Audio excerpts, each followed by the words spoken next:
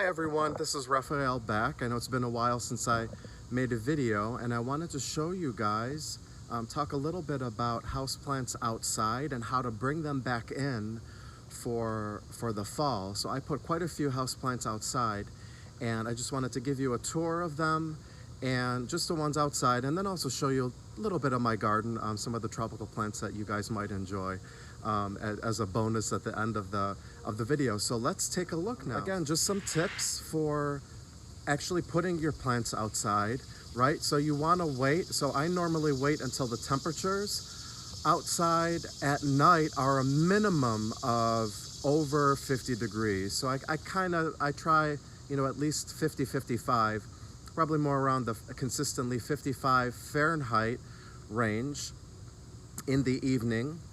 Minimum temperatures before putting my plants outside, okay? So that's very important. The second part, and I'm going to post one of my blog posts down here in the description, is that you need to harden your plants off, okay? So you can't just put your plants outside right away in wherever you want, okay? So you have to follow a process. You put them outside when the temperatures are appropriate, like I described, but you have to harden them off. So the slightest bit of direct sun can sometimes just burn your leaves. So they need to become accustomed to the outdoor conditions. So I know I'm working a little bit backwards here, but just so you guys have some insight on that, because it's very important. A lot of people have messaged me saying, oh my God, my plants do terrible outside. I'm never doing that again. And then I ask them, well, did you harden them off? So think of it this way. If you've been inside all winter long, you know, in an awful climate here, awful winter climate like Ohio, and, you know, you're pasty white like I am, okay, and, you know, all winter, and then suddenly you go to Mexico on the beach and sit out in full sun immediately without putting any sunblock on, you're gonna roast and look like a lobster, okay? So same thing, your houseplants have to get accustomed to the outdoor conditions slowly, otherwise you're going to burn them. Again, I'm going to post a blog post here that you can read all about my whole process. I don't want to take up too much time, okay? So you want to put them in shade for a while, get them accustomed slowly to the outdoor conditions, then they're going to thrive, okay? So let's move on here. So they've been outside all winter. Take a look. Look at my fern. Oh my God, this is my big mama fern. Here's my Brassavola nodosa orchid that's been outside all summer. I think she's going to bloom soon. But look at the fern. It's just absolutely thrived outside. So I highly encourage you guys to do that, okay? So read all about my post. And now we're going to talk a little bit about what you do when you bring your plants back in, okay? Well, actually, I lied. In a little bit, I'm going to show you my houseplants now that I put outside. Not all of them, just the ones I put outside. So let's take a look. Here are some of my orchids and my Anthurium clarinervium, which has done really well outside. It loves the humidity.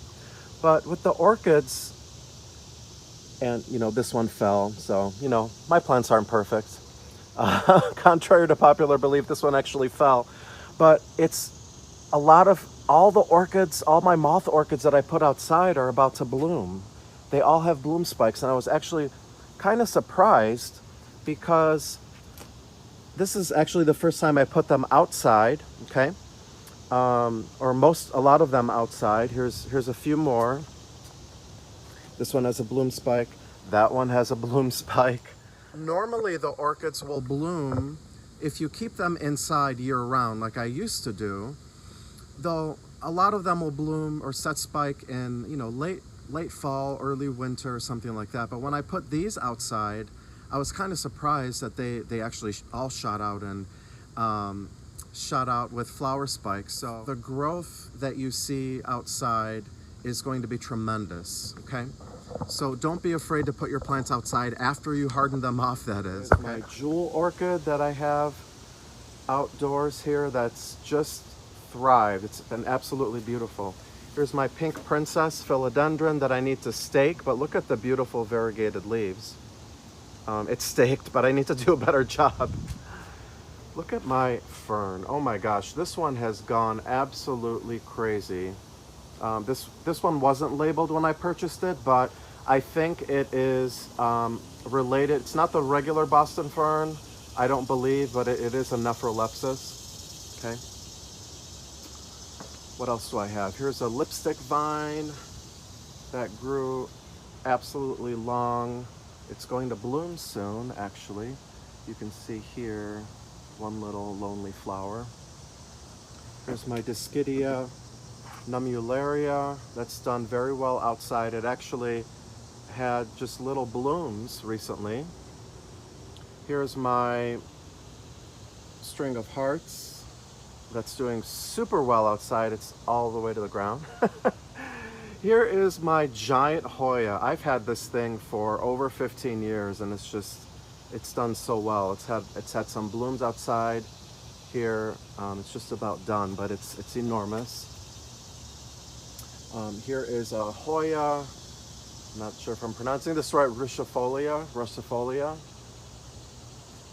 Here is another Hoya. I think they call this a green bean Hoya, and I can't remember the species actually right now, but this one had some blooms.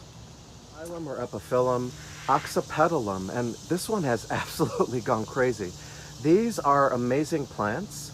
I'm going to turn it back around so you can actually see. These are amazing plants. I had one growing up. This isn't the exact same one, but growing up I had one, and it was growing in a southern window that we shaded, so it didn't get too much sun because they don't want to be in full sun. And it grew all the way to the ceiling, and they have the most amazing blooms. They're giant, giant, giant white flowers. I'm actually going to post, I wrote a blog post, of course, on these plants. I'm going to post it in the description of this video. And they only last one night, and they're fragrant, and they're absolutely stunning. So they're totally worth growing just for that spectacle. But you can't get up too late the next morning, otherwise you'll miss them. So they're truly amazing plants. And this one grew super, super, super quickly. I was actually shocked at how quickly it grew. So this one is going to obviously, I'm looking forward to this one blooming as well. Okay, let's keep going. Here is my anthurium, just, the regular plain old anthurium with the red flowers. And it's doing really well outside. I've had actually this one for a really long time. Probably 10 to 15 years. It's really hard to say. This is one of my new favorites, Oxalis triangularis, that I actually meant to grow just outside. I got these as annuals, actually, for outside, but then I love them so much that I am going to keep them inside or transition them inside. And one thing you have to remember about these plants is that they do go dormant. So don't forget about that. So typically at the end of the growing season, and sometimes they'll do so on their own, it could be triggered by environmental responses too. If they start to look kind of raggedy, especially at the end of the growing season, and if you grow this plant, that the leaves open up during the day and then close up at night. And if you kind of see that they're not, they're staying kind of half open and they kind of look raggedy and start to die back, that means that it's approaching its dormancy period. So you want to let it rest. You want to stop watering it, let it rest, okay? I'm going to post a blog post at the bottom of this in the description as well that I recently wrote on this plant, so you can take a look. This is one of my alocasias, and the species wasn't labeled, but I just purchased these. I put them in these huge pots, but look how beautiful and big the leaves are. They're gigantic. I love these plants. And I have another one as well. I'm gonna walk over here with you guys to show you. I have another one here. I absolutely love them. They're amazing plants, okay? So let me show you some of my tropicals too that I have in the ground. I'm not gonna do a whole garden tour, otherwise it'll take too long here. These are some colocasia. Let's take a look at what they are. These are Hawaiian punch elephant ear, Colocasia esculenta. So they have beautiful red. You can see the stems are beautiful red. Okay, this is my garden. I'm not going to show the whole thing, but I'm going to show you a little snippet here. Here's another type of colocasia. They kind of got a little ravished by some wind, which was really bad, but I love those. They're huge.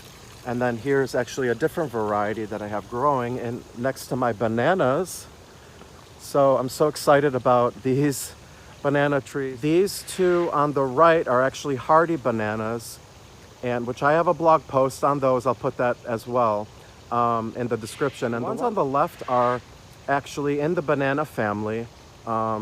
It's a red-leaved variety. You want to give your outdoor garden, you can grow these in pots as well, but they need a ton of sun. If you want to give your outdoor garden a little tropical flair, I love adding bananas, especially these Musa Basju bananas. These are the hardy bananas, and they're supposedly hardy in all 50 states in the US, but you have to make sure that you have them in the appropriate location so that they don't rot over the winter, and that they might require protection depending on where you are. So I'm going to put a link on how to grow these, and as well as these, and overwinter these as well. Look how huge.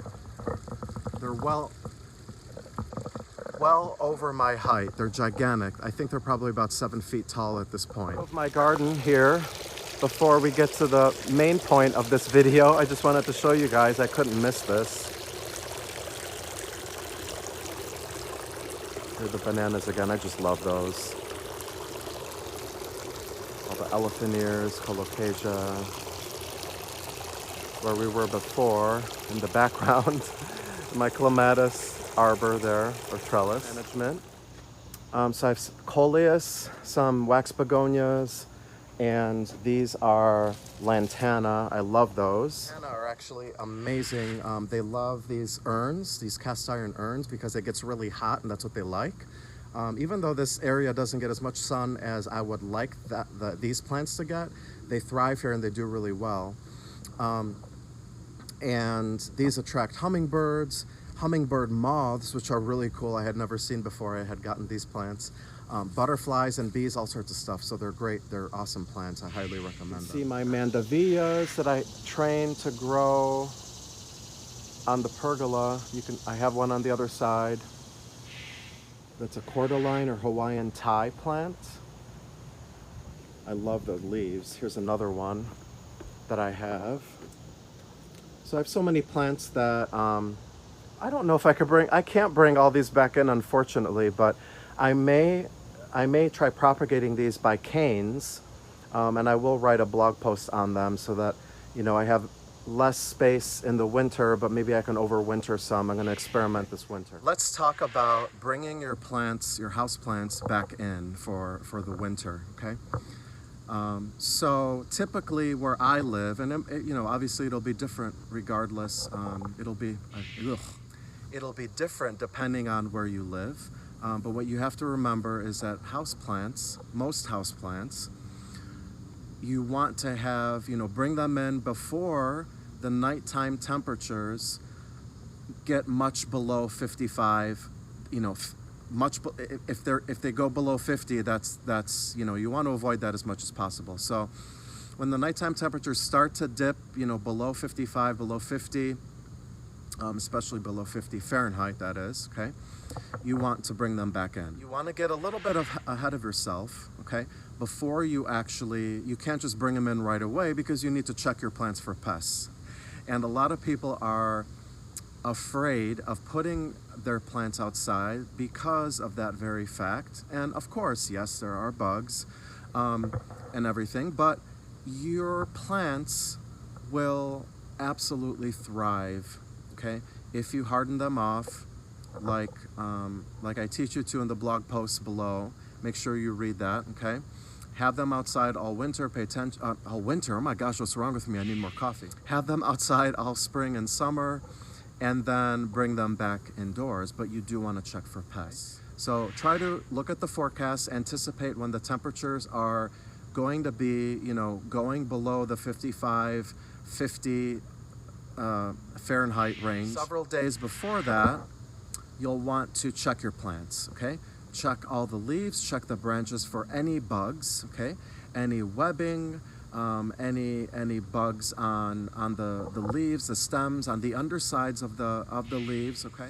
And if you see any, and actually I would do this regardless, spray your entire plants down first with water, okay, to dislodge any of the insects that you might have there, okay. And then after that, you know, let them dry. You could put them in a protected spot, maybe in your garage. And by the way, I have a detailed blog post that I'd like you guys to read that has all of this information, but I wanted to talk through the basics with you. And I actually interviewed someone that works in a greenhouse. She's fantastic. She is on Instagram, Greenhouse Girl 94. Her name is Gretchen, and she is an amazing houseplant person that you should follow, okay? And if you're not following me as well on Instagram, I am Ohio Tropics, one word, okay? All right, but back to the pests. So I recommend reading that blog post in the description below.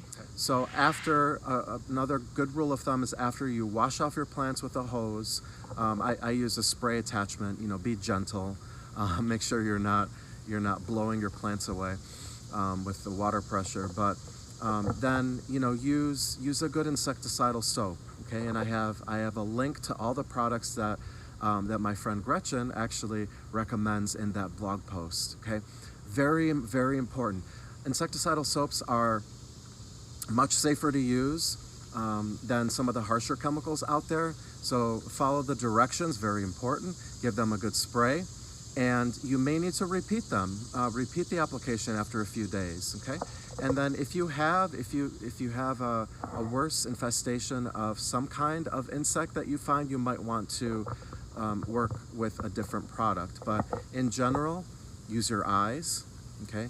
Use water, spray everything off. After that, use a good insecticidal soap. And again, you can find the link on the blog post that I'm gonna post for you guys in the description. And then you might wanna repeat that application. And if that's not enough, you might want to use a different product. And I have more details in the blog post below. So those are the basics. And really bringing your plants outside, you need to harden them off, okay? That's so important, so important. Let them flourish outside, okay? The rainwater is absolutely amazing. It actually contains nitrogen, very healthy for your plants. It doesn't contain all the, you know, some of the nasties that tap water has. They're gonna flourish outside. The wind, the air circulation, the humidity is all gonna benefit your plants. And then at the end of the summer, or, you know, when we wanna bring our plants in, then you want to be observant. Check everything. Check the leaves, check the stems, the undersides of the leaves. Do some preparation before bringing your plants back inside, and your plants will thank you. They'll make it through the winter. They're gonna grow and flourish. And really, there's nothing like it. If you really want your plants to flourish, take them outside. So I hope you guys have enjoyed my rambling today. I know it's been a while since I made a video, so be sure to check out all the blog posts that I put in the description below. If you haven't subscribed to my YouTube video, make sure to click subscribe and click like on this video and comment. I'd love to hear from you guys. Thanks everybody. Until next time.